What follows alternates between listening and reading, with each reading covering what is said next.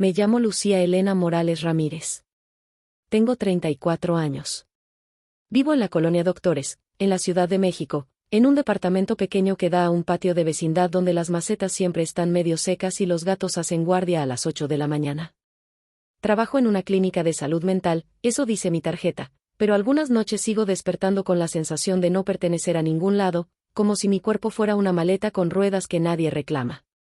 En este momento de mi vida, salvo por el trabajo y algunos amigos leales, estoy en los bordes, sin pareja estable, sin hijos, reconstruyéndome entre sesiones y hojas de terapia.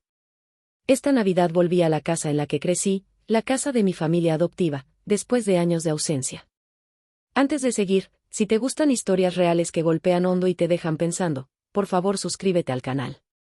Compartir esto no es fácil para mí, pero tal vez alguien allá afuera necesite escucharlo. La puerta de la casa estaba entreabierta y de ella salía un halo de luz amarilla que olía a comida, a pino seco y a cera de velas, un olor que, paradójicamente, era de seguridad y amenaza a la vez. La calle estaba fría, diciembre guarda un aire seco en la ciudad que afina los sentidos, hace que los ruidos se vuelvan punzantes. Detrás de mí, la bocina de un taxi sonó y un grupo de adolescentes reía. Delante, la cena ya había empezado y la casa respiraba a risa nerviosa y a voces que desde la puerta sonaban demasiado propias para alguien que ya no vivía ahí. Ella, mi madre adoptiva, Marta, movía las manos con energía, llena de ese desorden maternal que siempre tuvo, adornos, platos, una servilleta atada al cuello como si fuera una capa. Él, mi padre adoptivo, Roberto, permanecía con el ceño fruncido que conocí desde niña, esa mezcla de cansancio y autoridad a la que me resignaba pero que me lastimaba por dentro. Mis hermanos de crianza, Ana y Jorge, intercambiaban miradas rápidas, por momentos, la conversación giraba hacia chistes y por otros se volvía cuchilló. En el centro, sobre la mesa, había varios paquetes, uno con papel brillante, otro con un sobre amarillo, un tercero con cinta roja que parecía sostener algo importante pero a la vez peligroso, como si el papel pudiera reabrir heridas. Me quedé en el umbral. No entré. No porque no quisiera, sino porque no podía. Habían pasado 5 años desde que salí de esa casa con una valija y la certeza de que estar allí me consumía. 5 años desde la última Navidad que compartimos y en la que dije palabras que no tenía que haber dicho, acusaciones, verdades a medias, y la promesa de no volver. 5 años en los que aprendí a dormir en hoteles baratos, a votar por mí en lo pequeños y en lo grandes, a escribir listas con mi nombre en la primera línea. Y entonces, sin planeo, esta noche volví porque habían llamado. Ven, hay noticias, dijeron. Será solo para la cena, dijeron. Mientras me apoyaba en el marco, sentía la madera fría en la espalda. El corazón me latía con una mezcla de rabia contenida y pena, un tambor en el pecho que me recordaba a los años en los que corría para evitar las manos de mi padre y para encontrar la mirada de mi madre para que todo pareciera soportable. Mis dedos jugaron con la llave en el bolsillo, no por necesidad, sino por costumbre de buscar anclas. Recordé la primera Navidad que tuve conciencia de que era diferente. Tenía 7 años y descubrí en el cajón de la cocina unas cartas con sobres con mi nombre escrito con otra caligrafía. Me sentí como un número. Con el tiempo, esa sensación creció y se convirtió en preguntas que nadie contestaba.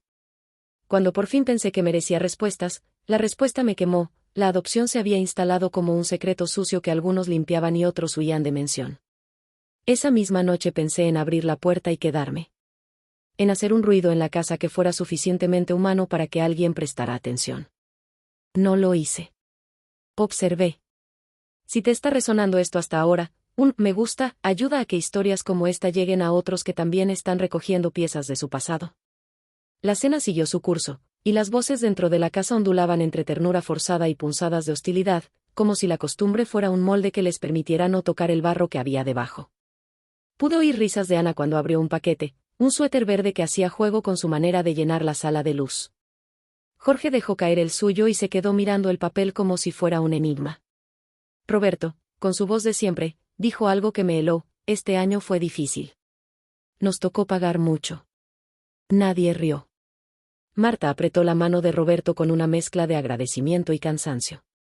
Un sobre quedó en mi campo de visión, un sobre amarillo, con mi nombre en la esquina, en letra que conocía muy bien. Era la letra de mi madre adoptiva. El sobre vibró en el centro de la mesa como una bomba pequeña. Nadie lo abrió. Nadie parecía verlo, pero su presencia era más fuerte que la de cualquier regalo envuelto con papel brillante. Sentí que mi cuerpo se hacía más pequeño. Me pregunté cuánto tiempo podría seguir sosteniendo esa invisibilidad y aún así respirar. No abrir la puerta era también un acto de cuidado. Había reparado en mis límites en terapia, entrar para salvar no era sano. Había decidido que no podía ser quien curara el silencio que me eligió. Y sin embargo, una parte de mí se quería asomar, declarar, estoy aquí. Y ya no soy solo un eco en su casa. Pero las palabras se atascaron. Mire el frío de la calle, la suciedad en la banqueta, el olor a tamales que venía de la vecina y, por un momento, me sentí como una intrusa en una fiesta de la que había formado parte y en la que ahora me ofrecían un asiento solo si fingía olvidar. Mi cuerpo estaba alerta, el pecho apretado, la garganta seca, las piernas temblorosas. La presión era como si el aire de la casa quisiera jalarme, y al mismo tiempo, expulsarme. Escuché el sonido de un vidrio que se rompía dentro, era el reflejo de mi propio desasosiego, y una risa que, en vez de iluminar, dejó sombras. Yo, desde la puerta, observaba la ceremonia de la normalidad. La Navidad es un escenario donde muchas familias representan la felicidad y esconden las grietas con papel brillante. Cerré los ojos un momento. Vi a la niña que fui, que en una estación de tren fue entregada con papeles y promesas. Esa niña me habló. Me dijo que no tenía que volver a salvar a nadie para merecer quedarse en el mundo. Me dijo que no debía subir las escaleras de esa casa sin un plan. Abrí los ojos. Dejó la puerta entreabierta por si alguien salía, como se dejan las posibilidades, abiertas pero no forzadas. Antes de que la electricidad de la escena me volviera a paralizar, me alcé y me retiré unos pasos. Podía escuchar, desde el pasillo, como Marta apagaba la radio y decía, este año, tenemos que ser agradecidos. La frase flotó como una confesión o como una orden. Yo, que había aprendido a leer las órdenes que no se nombran, comprendí que había una economía de silencios, unos se compraban, otros se vendían. Y ahí estaba el sobre amarillo, la prueba de que algunas cuentas no se cerraban por Navidad. La Navidad que estoy contando no se quedó en una noche, fue una grieta que reabrió todo un archivo de memorias. Si necesito que entiendas algo de mi infancia, necesito que la imagines con los sonidos de la ciudad entrando por la ventana entreabierta, con el alboroto de vendedores ambulantes que traían bolsas de dulces y con el olor del mole que se pegaba a las ollas. El cuadro de la casa familiar, la cocina con azulejos astillados, el sofá con manchas de café que nadie lograba limpiar del todo, la televisión con antena que debía ajustarse con una perilla, la cortina de encaje que dejaba pasar la luz en tiras. Me acuerdo especialmente de los inviernos. En México la Navidad no es un frío absoluto, pero el viento se cuela por las rendijas y los huesos se vuelven conscientes de su fragilidad. Yo, de pequeña, aprendí a abrigarme por dentro, ponerme capas de silencio y esperar.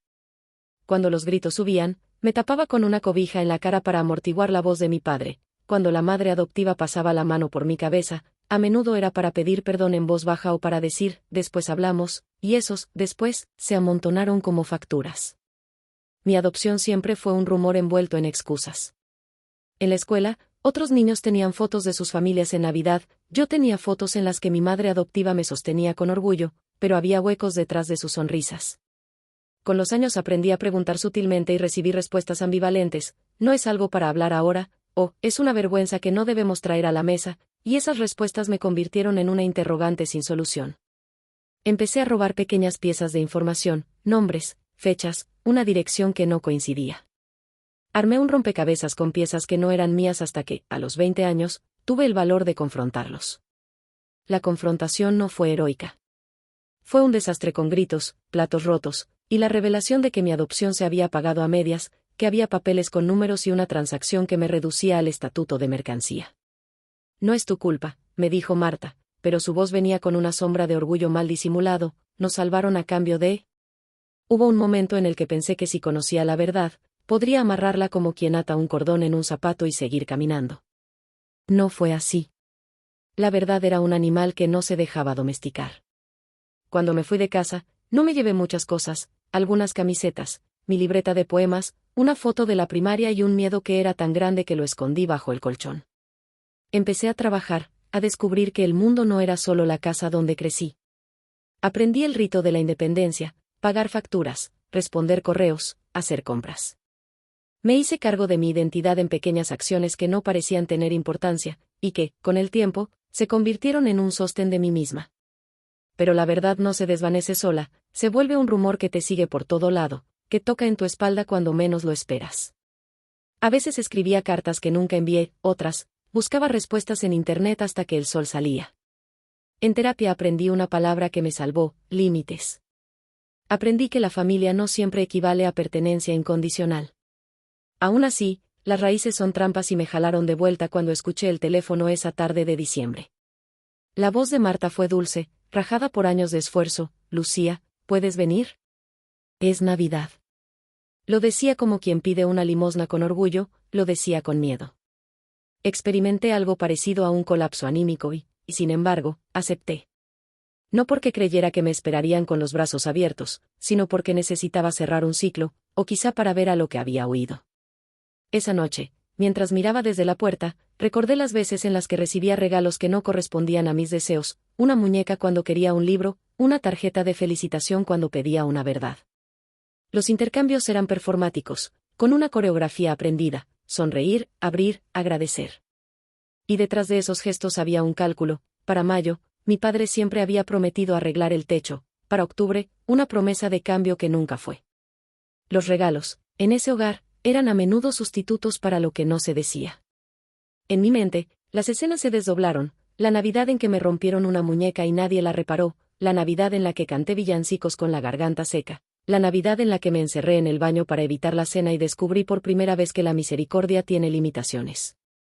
Cada recuerdo me acercaba a una verdad más dura: que el abandono no es solo salir por la puerta, sino quedarse cuando te demuestran que no formas parte. Esa noche, la casa olía a tamales, maíz, hoja, manteca, y a café. Había una mezcla de cosas buenas y de desorden que me reconocían y me repelían. Me preguntaba si podía perdonar sin olvidar. En terapia me dijeron que perdonar no es un regalo para el otro sino para quien lo otorga. Aún así, me dolía pensar que mi perdón fuera algo que yo debía ejercer para tranquilizar a quienes me habían creado heridas. Mientras me mantenía en el pasillo, escuché algo que alteró el aire: la voz de mi hermano Jorge, baja, cortante, diciendo: no estamos relacionados con eso. Fue una frase destinada a evitar preguntas. Marta calló, y por el tono supe que había sumas no pagadas y favores pendientes. Esa tensión era igual a la de una cuerda tensada hasta el punto de romperse. Emergiendo del ruido, percibí que alguien tocó el sobre amarillo y lo colocó con más cuidado hacia el centro de la mesa. Era como si un pedazo de papel pudiera decidir el destino de todos.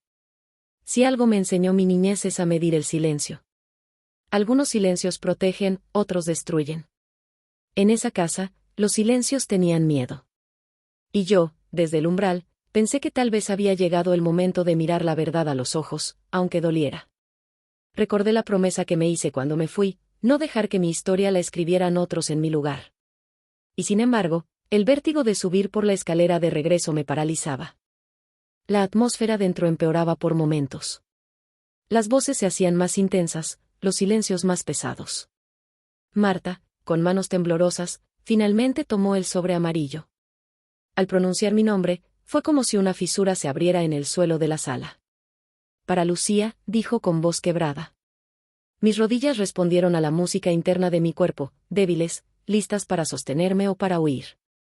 Vi cómo sus dedos, que durante años habían sido suaves cuando me acariciaban, ahora sostenían el papel con un apuro que no alcanzaba a disimular el miedo.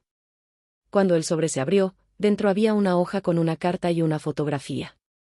La fotografía era de una mujer joven que me recordaba a mí: la misma nariz, la misma curva en la ceja. No era mía, pero parecía que la cámara había capturado la posibilidad de lo que yo podría haber sido. La carta tenía un timbre distinto, una caligrafía que no era la de Marta ni la de Roberto. Alguien dijo: ¿de quién es eso? Nadie respondió de inmediato. Mi pecho se convirtió en una capa de hielo. Escuché a Marta leer en voz baja. Las palabras parecían brotar de un pozo: estimada familia Morales, hace 34 años dejé a mi hija en la puerta del orfanato de Xochimilco. ¿He buscado sin descanso? La voz de Marta se quebró y en la sala empezaron a caer pequeños sonidos como si la casa exhalara. El mensaje continuaba: la mujer pidiendo perdón, describiendo su juventud, su miedo, las malas decisiones y una dirección al final: un teléfono y un barrio en la periferia de la ciudad. De pronto, el sobre no solo contenía información sino la posibilidad de la otra mitad de mi historia. Mi primera reacción fue una mezcla: rabia por no haber sabido antes, alivio por saber que alguien me había buscado, y un miedo profundo de descubrir que ese alguien fuera una persona herida, incapaz de ser madre. Los latidos se me dispararon y el mundo extrajo sus bordes. En la mesa, Jorge resopló: no queremos revivir eso, y Ana, que había permanecido estoica hasta entonces, miró la foto con los ojos vidriosos. Mi padre adoptivo se levantó, su silla chirrió y la luz pareció intensificarse. Desde mi puesto en la puerta, todo se volvió una lente que me acercaba y me alejaba a la vez. Quería entrar y preservar esa intimidad que, por derecho, me correspondía. También quería retroceder y escabullirme en la noche, regresar a mi departamento con su silencio controlado y mi termo de café listo. La casa estaba teñida por una mezcla de nostalgia y resentimiento, un sabor a pecado doméstico que alguien quería lavar esa noche con jabón y palabras. Marta, con manos sudorosas, habló como si se quisiera compensar: he guardado la carta porque no sabía cómo decirte. Tenía miedo de perderte. La frase fue una bomba de tiempo, detonó todo lo que había sido la vieja economía del miedo en esa casa. Me dolió su sinceridad tardía, era como encontrar una curita en un corte profundo. Las cosas no eran por falta de amor, eso decían, sino por miedo y por deuda. La familia practicaba la contención de la verdad como quien administra una ración de pan. Entonces la voz de Jorge, siempre tan cortante, se volvió más aguda: ¿por qué ahora? Pregunta legítima. Porque la carta llegó, porque algo en el exterior movió esa caja, porque había un teléfono que sonó desde la otra orilla, porque la verdad se volvió demasiado pesada. Nadie tenía la respuesta. La noche se volvió una sesión de acusaciones silenciosas y miradas que eran balas. Un golpe en el pecho me recordó que la situación también me involucraba. Sentí todo el peso de las decisiones y de lo no decidido. Me descubrí a mí misma evaluando: llamar a ese número, buscar la mujer, enfrentar a mi propia sangre, ¿y si era peor? Dentro, la familia debatía en voz alta sobre las implicaciones. Puede ser una estafa, dijo Roberto. O una mujer que quiere dinero. La frase sonó vil y real. La idea de que mi origen pudiera convertirse en un intercambio monetario me revolvía las tripas. No podía evitar pensar que, de algún modo, eso había ocurrido antes. La conversación se tornó áspera y las tensiones que fueron acumulándose durante años empezaron a coronar en frases cortantes. Marta lloraba, Roberto intentaba controlar la situación, Jorge quería cerrar el tema y Ana parecía querer abrazar la posibilidad. Yo todavía no había entrado. La casa parecía reconfigurarse alrededor del sobre. Se hablaba de llamar, de esperar, de evitar. Yo, en silencio, sentí que mi decisión tenía que ser propia, ni dejar que me robaran la narrativa ni seguir siendo una cifra escondida. La ansiedad me hizo movimientos físicos, las manos frías, la respiración contenida, el estómago en un puño. Sentí la necesidad de tocar la foto, de ver si quien me había escrito era real. El cuerpo tiene memoria, la muñeca rota, las noches sin respuesta, la voz de mi madre diciendo que hiciera silencio para no molestar. Todo eso me empujaba a actuar. Sin plan, me acerqué a la puerta y la abrí. Hola, dije, antes de saber si sería bienvenida. Hubo un instante en que el tiempo se detuvo. Las miradas se volvieron hacia mí, como si yo fuera la señal permitida para que el drama se revelara.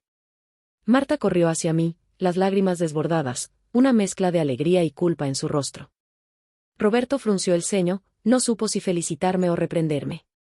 Ana caminó lentamente y me abrazó como quien se aferra a una tabla en alta mar. Jorge me miró con esa distancia protectora pero también con culpa.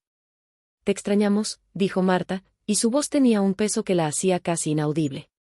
Entré porque necesitaba ser protagonista de mi propia historia y porque ya no quería verlo todo a través de una rendija. El calor de la casa me envolvió, y por primera vez en años sentí la ambivalencia: el hogar puede quemar y también curar. Me pregunté si estaba preparada para la verdad que la carta prometía. Quería respuestas y, a la vez, temía que fueran una excusa para herirme más. Si te está llegando esto de forma fuerte, déjame decirte que leer tus comentarios me sostiene. ¿Te ha pasado algo parecido? ¿Has observado cómo una carta cambia todo? Cuéntamelo abajo, leo cada palabra. La carta siguió expandiéndose. Marta dijo que la mujer que escribía hablaba de arrepentimiento, de noches sin dormir, de haber intentado buscar por años. En determinado momento, Marta levantó la vista y dijo entre dientes: no dije nada porque pensé que nos destruiría si volábamos la identidad de la familia. Esas palabras abrieron otra herida, la de una familia que, a su manera, se protegía con mentiras. Yo, que había creído en la confianza, me sentí traicionada. Decidimos, no sé bien por qué todos llegaron a ese acuerdo, que lo correcto era llamar al número. Hubo un silencio casi ritual antes de que Roberto marcara. El teléfono vibró en la mesa como un corazón nervioso. La llamada fue un puente y, al otro lado, una voz femenina, cansada y quebrada por la edad, respondió. Hola, soy Ana. No. ¿Lucía? Para un instante, mi nombre en la voz de otra persona sonó como una patente de navegación que retumba en un puerto, me daba una coordenada. ¿Quién habla? Preguntó mi madre adoptiva con voz temblorosa. Me llamo Isabel, dijo la mujer. Soy quien escribió esa carta, añadió. Su voz tenía la textura de alguien que había llorado mucho. Mi cuerpo se inclinó hacia adelante sin que nadie me empujara. Había una luz dentro de mí que se encendió y que no sabía si iluminaría un camino bueno o peligroso. La llamada fue un intercambio de datos y de vergüenzas. Isabel dijo que había dejado a su hija en el orfanato por miedo, que la buscó, que había intentado contactar pero que la vida le dio bofetadas. Dijo que no quería dinero, sino una oportunidad de conocer, de mirar, de pedir perdón. Esa palabra, perdón, se me pegó como una grieta. No tenía idea de cómo procesarla. Por parte de la familia, hubo defensas, consideraciones logísticas, recelo, protecciones. Yo solo podía sentir que algo que había estado dormido empezaba a despertarse. El siguiente acto fue más crudo y más humano que cualquier cosa que hubiese anticipado. Después de la llamada, todos esperábamos que la historia se acomodara en un lugar lógico, una reunión arreglada, protocolos, cautela. Pero las emociones no se alinean según un plan. Isabel quería venir, dijo que no podía esperar más. Marta, que había escondido la carta como quien guarda un animal enfermo, ahora negoció con su propia culpa y con la posibilidad de redención. Que venga mañana, propuso. Jorge, pragmático, dijo que debía ser en un lugar público. Pero en el fondo, creo que todos queríamos saber, ¿cómo se mira la mujer que te dio la vida, aunque no te crió? Yo estuve toda la noche en vela. El sueño llegó con ráfagas y pesadillas, la mujer que llamaba a la puerta, las manos de mi padre empujándome lejos, Marta cubriéndome con una advertencia. A la mañana siguiente, la casa amaneció con pinos artificiales en la sala, guirnaldas y un aire febril. El sol entró por las cortinas y pareció filtrar una verdad contra la que nadie podía luchar, la realidad es más persistente que el miedo. Cuando Isabel llegó, su figura era pequeña y la ropa le colgaba con humildad. Se le veía tímida y a la vez decidió, como quien va a la batalla, cruzar el umbral. Marta la recibió y, en un gesto torpe de reconciliación, le ofreció café. Nos sentamos los 6, ella, Marta, Roberto, Ana, Jorge y yo. Era una mesa que sostenía un equilibrio precario entre acusación y esperanza. Isabel habló antes de que yo pudiera ordenar mis pensamientos. Su relato fue un hilo de memoria en el que el dolor de la juventud se mezcló con la vergüenza. Dijo que había sido joven, que tuvo que decidir entre la supervivencia y el amor, y que creyó que dejarme sería una forma de protegerme. A veces, la gente inventa razones bonitas ante una crueldad práctica. Ella pidió perdón sin que eso disolviera lo que pasó. La razón de su carta, según explicó, fue un impulso que la despertó de un sueño. Te vi en una foto en una calle y supe que te debía la verdad, dijo. Presentía que yo era viva y que no se había ganado el derecho a permanecer desconocida. Las emociones empezaron a desfondar. Marta, que había sido dura, se derrumbó en llanto y pidió perdón por no haberme contado. Pensé que te protegía, dijo. Esa frase me hirió y me conmovió de maneras que no podía evitar. Roberto, con la cara roja por la emoción contenida, ofreció una explicación sobre su silencio, miedo a ser tartamudeado por la ciudad, por la gente, por la posibilidad del rechazo. Jorge mantuvo su postura escéptica y en varias ocasiones interrumpió con preguntas punzantes. Ana, en cambio, miró a Isabel con ojos que pedían contar cuentos y no explicaciones.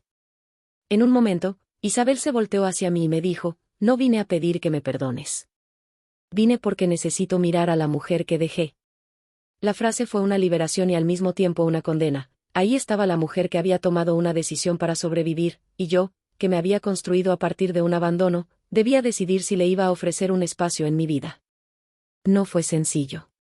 Mis manos se tensaron en la mesa, pude sentir la textura de la servilleta que sostenía. El sudor me cubría la frente, y recordé una técnica de respiración que uso con pacientes: inhalar 4, sostener 4, exhalar 4. La respiración me ancló. Me levanté y salí al patio. Necesitaba oxígeno y una distancia que me permitiera pensar.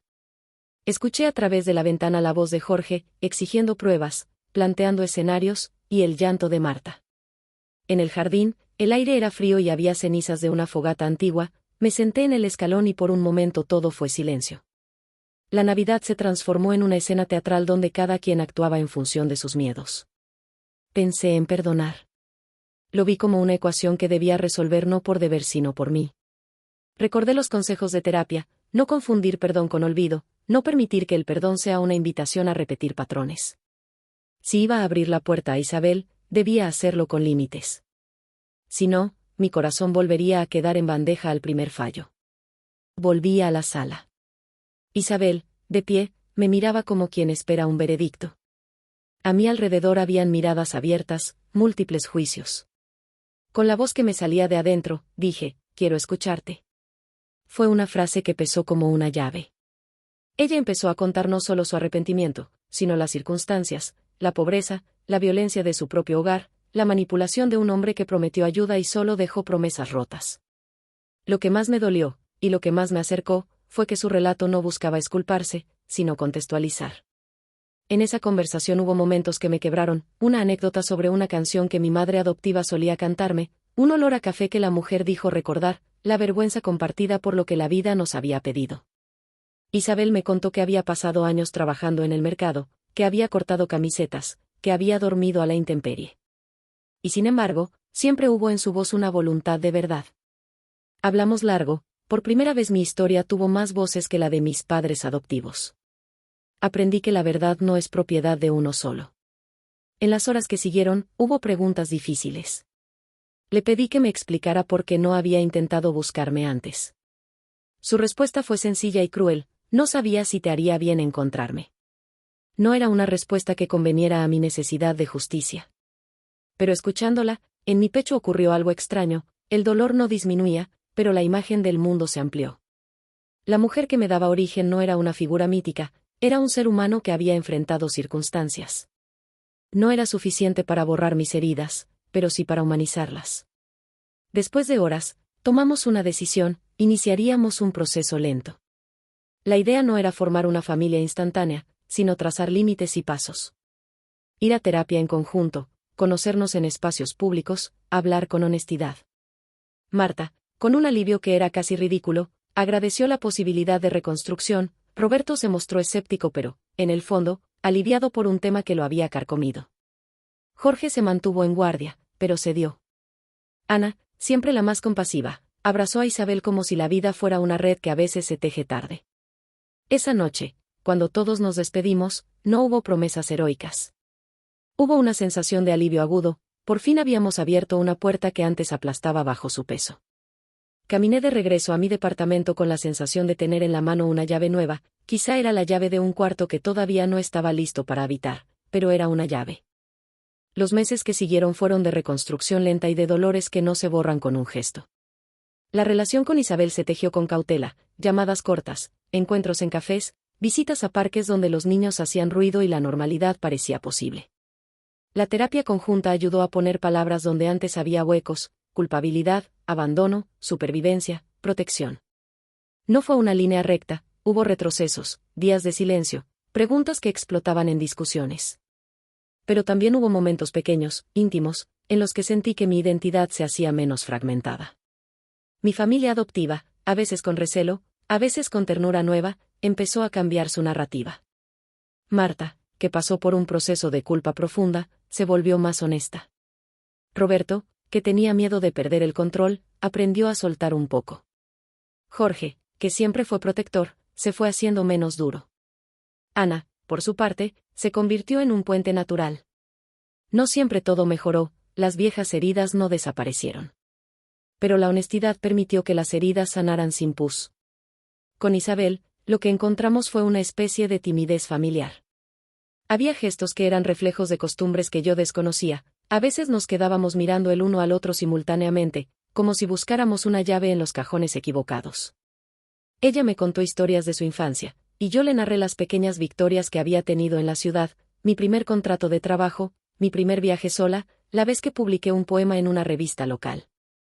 De a poco, su rostro se fue llenando de una expresión que parecía orgullo tímido. El crecimiento no fue solamente en relación con Isabel. En mí algo cambió, ya no me siento tan pequeño como para resignarme a los sobrevivientes roles que alguien más me impuso. Aprendí a poner límites sanos, a decir no sin sentir que abandono, a recibir una disculpa sin que mi dignidad dependa de ella. Aprendí que la pertenencia puede estar hecha de múltiples manos, la sangre no es la única que arma familia, y la familia no siempre es un refugio. En la siguiente Navidad, volví a la casa de Marta y Roberto, pero esta vez con una mochila menos pesada. Llevé un pan de queso que preparé con cuidado y una botella de vino. La mesa no fue un escenario sino un lugar para probar de nuevo la conversación. Todos hablamos de forma directa. Hubo lágrimas, sí, pero también risas. No fue perfecto, lo perfecto no es humano, pero fue honesto. Al final, antes de irme, me acerqué a la ventana donde muchas veces me había quedado viendo desde fuera años atrás, y pensé en aquel sobre amarillo. Esa noche entendí que mirar desde la puerta puede ser un acto de supervivencia, pero entrar puede ser un acto de libertad. Aprendí que la distancia no siempre cura, a veces es necesaria para recomponer, otras veces es una excusa para no afrontar. Yo elegí mantener la distancia cuando la necesitaba, y entrar cuando podía hacerlo con límites y con claridad. Esa elección me salvó. No voy a mentir, en la vida hay traumas que no desaparecen. Algunos dejan cicatrices que son bellas por su historia pero dolorosas al tacto. Hay momentos en los que despierto con la sensación de que algo me falta, y sé que no siempre hay una respuesta. Pero ahora, cuando el pasado me golpea, lo recibo con menos miedo. Puedo mirar la herida y ver que, con tiempo y cuidado, puede cicatrizar de manera digna. Mi lección, y la dejo en voz alta para quien escuche, es que la verdad, por dolorosa que sea, nos devuelve la posibilidad de elegir. Elegir cómo nos relacionamos, elegir qué perdonamos, elegir qué reconstruimos y qué dejamos atrás. La familia no es un mandato, es una construcción que requiere honestidad y esfuerzo. No siempre se podrá reparar todo, pero siempre vale la pena intentar entender. Si esta historia te tocó, te invito a comentar. ¿Has tenido que decidir entre entrar o quedarte en la puerta? ¿Cómo fue tu decisión? Estoy leyendo cada comentario, y tu historia podría ayudar a otra persona a dar un paso, pequeño, lento, pero suyo, hacia la sanación. En la última escena que recuerdo antes de escribir esto, están las manos de Marta y las de Isabel entrelazadas sobre la mesa, dos mujeres que habían luchado con sus propias soledades y que por fin habían decidido que no todo es culpabilidad o justicia, también había ternura. Yo, al verlas, supe que mi familia se había agrandado en formas que no habría imaginado. No sin tensiones, no sin rencores que a veces despiertan, pero con una posibilidad real de futuro. La Navidad de la que partí esta narración no fue una resolución cinematográfica. Fue, más bien, una serie de pequeñas decisiones: hablar, escuchar, poner límites, perdonar, protegerse. Y sobre todo, aprender que mirar desde la puerta puede ser el primer paso hacia entrar a tu propia vida. Si te quedaste hasta aquí, gracias por escuchar. Si te gustó, considera suscribirte, si algo de esto te despierta, compártelo con alguien que lo necesite. Y si tú también estás en una puerta esperando, recuerda, tienes derecho a elegir cómo y cuándo abrirla.